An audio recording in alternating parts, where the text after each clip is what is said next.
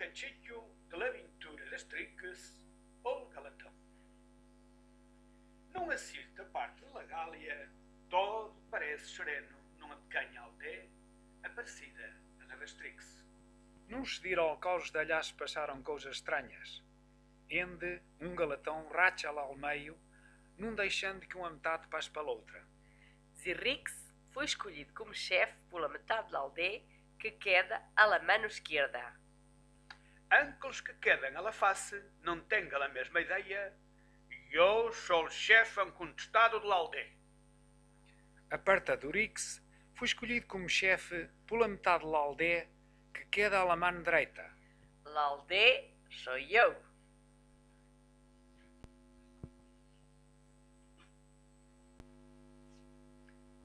Na cabanha do chefe Zirrix. Mirai viam, pai, as coisas não podem continuar assim. Este galatão e a vergonha de lá nossa aldeia. Pimponix, meu rapaz. E a culpa é minha? Este mau traste de Apartadorix marcou-se avergonhadamente alguns eleitores para arrebanhar aos votos. Com ajudas do seu alcahuete, este prédio do Facanix, até fui ao ponto de poner a votar por ele os aldeanos que ainda mamam a teta. A gente de um dia de manhã que nos julgar vai a ter uma ideia bem mala dos seus antepassados. Está bem, pai. Teneis uma solução para a proponer? Tenho, meu rapaz. Resolvi fazê-lo uma prática aos moradores daquele lado. E mira que preparei uns cursinhos tras da orelha.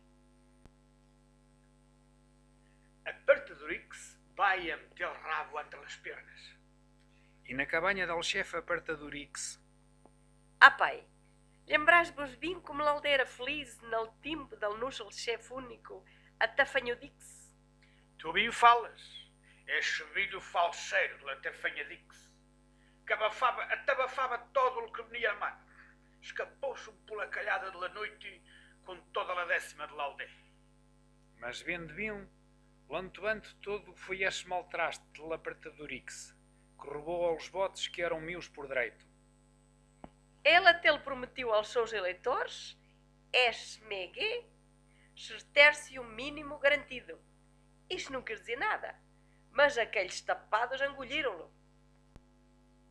Pandina tem razão. Faz falta haver um solo maioral na aldeia. E tu tens de lhe dizer aos daquele lado e provaste-lo que tu sós és maioral. Essa tua cachimónia de sardina escuchada e de um bom conselho. Facanix, vou-lhe botar uns palabroços.